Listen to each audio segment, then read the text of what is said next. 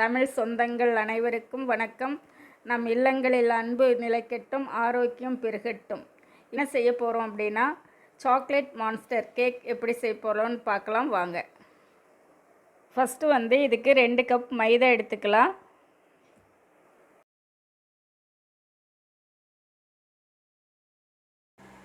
Cocoa powder 1/2 cup சேர்த்திக்கலாம். Sugar 1/2 cup சேர்த்திக்கலாம்.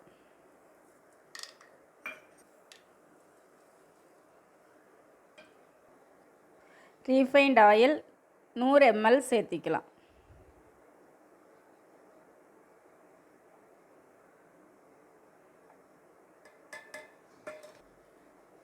முட்டை 2 சேர்த்திக்கலாம். உங்களுக்கு முட்டை வேண்டாம் அப்படின்னு நினச்சிங்கன்னா தயிர் சேர்த்திக்கங்க.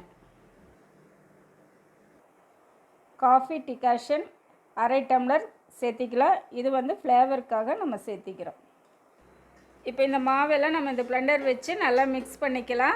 உங்கள்கிட்ட இந்த பிளெண்டர் இல்லை அப்படின்னா விஸ்க் வச்சு கூட நீங்கள் இதையே நல்லா மிக்ஸ் பண்ணிக்கலாம்.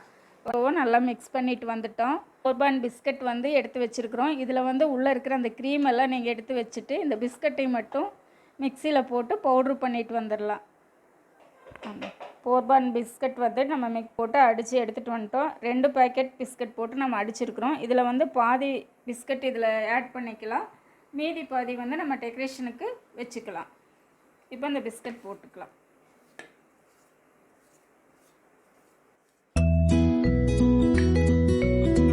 பேக்கிங் பவுடர் 1 ஸ்பூன் ஆட் பண்ணிக்கலாம். இதை திருப்பியும் பிளெண்டர் வச்சு நல்லா மிக்ஸ் பண்ணிட்டு வந்துடலாம்.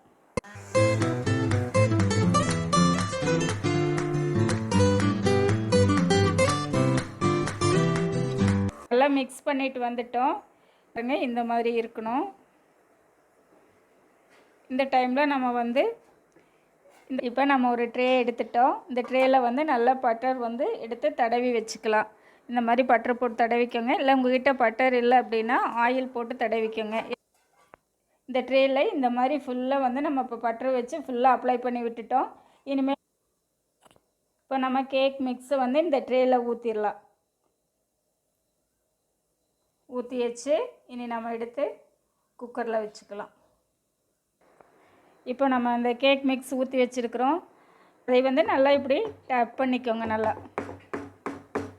உள்ளே எல்லாம் கேப் இருக்கும். அது இப்படி இந்த மாதிரி டேப் பண்ணும்போது நல்லா வரும்.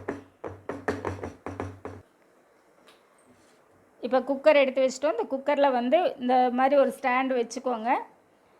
கேக் மிக்ஸ் ஊற்றி வச்சுருக்கிற ட்ரேவை உள்ளே எடுத்து வச்சிடலாம்.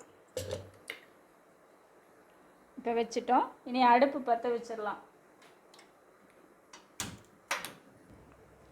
இப்போ நம்ம குக்கர் எடுத்து ஸ்டவ்வில் வச்சுட்டோம். இப்போ மேலே மூடி போட போகிறோம். மூடி கேஸ்கட் இல்லாமல் போட்டுட்டு மேலே விசில் போடக்கூடாது. அப்படி கேக் ரெடி ஆகிட்டு இருக்குது. இப்போ நம்ம விப் க்ரீம் ரெடி பண்ணிட்டு வந்துடலாம். இந்த விப் க்ரீம் பவுட்ரு ரெடிமேடாக நமக்கு கடையிலேயே கிடைக்கும். அதை வாங்கி நீங்கள் ரெடி பண்ணிக்கலாம். இப்போ நம்ம விப் க்ரீம் பவுட்ரு 1 கப் எடுத்துருக்குறோம்.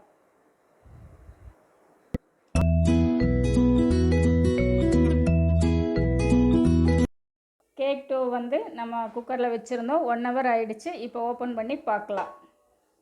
சவுண்டில் வந்துடுச்சு பாருங்கள். சூப்பராக வந்திருக்குது. நம்ம எடுத்துக்கலாம். பிளெண்டர் வச்சு நல்லா மிக்ஸ் பண்ணணும். பண்ணிவிட்டு ஃப்ரிட்ஜில் 10 நிமிஷம் வச்சுருங்க. 10 நிமிஷம் வச்சு திருப்பி எடுத்து திருப்பி ஒரு டைம் நல்லா மிக்ஸ் பண்ணி எடுத்து திருப்பி ஃப்ரிட்ஜுக்குள்ளே வச்சுருங்க. யூஸ் பண்ணும்போது எடுத்து நம்ம யூஸ் பண்ணிக்கலாம். நம்ம இந்த கேக் ஆறிடுச்சு. இப்போ நம்ம டீ மோல்டு பண்ணிக்கலாம். ட்ரே எடுத்துடலாம். பாருங்கள், அதே இப்போ நல்லா சூப்பராக வந்திருக்குது. இப்போ நம்ம டெக்கரேஷன் பண்ணிடலாம். கேக் இந்த சைடு ஓரமெல்லாம் கட் பண்ணி ஈவனாக ரெடி பண்ணி வச்சுட்டோம். இப்போ சென்டரில் 2 பீஸாக கட் பண்ண போகிறோம். ஈவனாக கட் பண்ணி எடுத்து வச்சுருக்குறோம். இப்போ இதில் சுகர் சிரப்பு மேலே அப்ளை பண்ணிக்கலாம். சுகர் சிரப்பு ஃபுல்லாக எல்லா இடத்துலையுமே ஈவனாக நீங்கள் நல்லா அப்ளை பண்ணி விடுங்க. அப்போ தான் நம்மளுக்கு இந்த கேக் ரொம்ப சாஃப்டாக இருக்கும். ஃபுல்லாக அப்ளை பண்ணிக்கலாம். இது வந்து நாங்கள் ஒரு லேயர் ஃபஸ்ட்டு போடும்போது உங்களுக்கு எந்த அளவுக்கு அந்த திக்னஸ் தேவையோ அந்த அளவுக்கு போட்டுக்குங்க. ரொம்ப அதிகமாக போட்டிங்கனாலும் திகட்டிட்டு சாப்பிட முடியாது. அளவாக அப்ளை பண்ணிக்கோங்க. பிஸ்கட் வந்து நம்ம பவுட்ரு பண்ணி வச்சுருக்குறோம். அதை வந்து நம்ம அது விப் க்ரீம் மேலே ஒரு லேயர் அளவுக்கு அப்படியே போட்டு விடுவோம். வந்து நம்ம ஒரு லேயர் மேலே போட்டாச்சு. இப்போ 2வது ஒரு பீஸ் கட் பண்ணி வச்சுருந்தோம். அதை எடுத்து மேலே கரெக்டாக ஃபிட் பண்ணி வைப்போம்.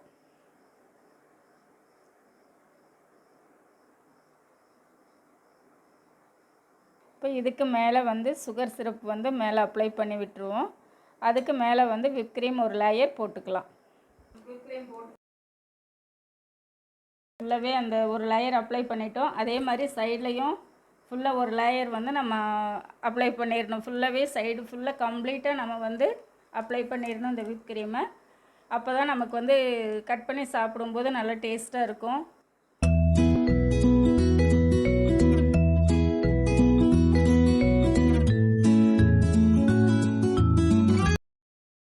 இப்போ நம்ம வீட்டிலேயே சின்ன சின்ன ஃபங்க்ஷன்ஸ் எல்லாம் வருது அப்படின்னா அதுக்கு வந்து நம்ம இந்த மாதிரி வீட்டிலேயே சிம்பிளாக கேக் செஞ்சு நம்ம வீட்டிலேயே நம்ம கடைகளுக்கெல்லாம் போய் அதிகமாக செலவு பண்ணணுங்கிற அவசியம் இல்லை. பண்ணி வச்சுருக்கிற பிஸ்கட் வந்து அப்படியே மேலாப்பில் ஒரு லேயருக்கு தூவி விடலாம்.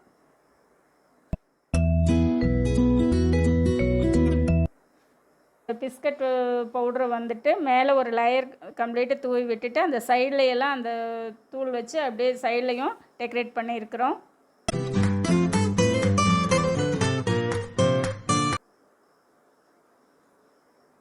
இப்போ வந்து நம்ம இந்த போர்பான் பிஸ்கட் வச்சு டெக்கரேட் பண்ணுறோம். நீங்கள் வந்து அவங்கவுங்க வீட்டில் நம்ம என்ன பிஸ்கட் வச்சுருக்கிறோமோ அதை வச்சு அழகாக நம்ம டெக்கரேட் பண்ணிக்கலாம்.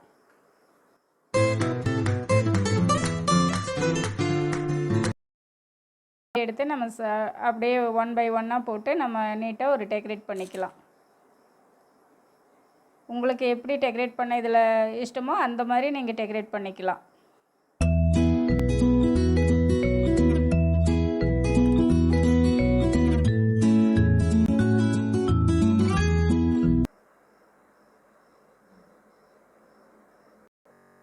இப்போ ஃபினிஷ் பண்ணிட்டோம். இப்போ நம்ம வந்து கட் பண்ணலாம்.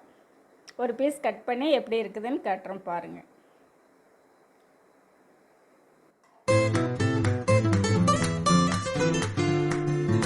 பாருங்க, கேக் சூப்பராக வந்திருக்குது. டேஸ்ட் பார்க்கலாம். நல்லாயிருக்கு வந்திருக்கு. நம்ம 2 லேயர் பண்ணி அப்ளை பண்ணணும். இதெல்லாம் சூப்பராக வந்திருக்குது. நல்ல டேஸ்ட்டாக இருக்குதுங்க. சூப்பராக இருக்குது.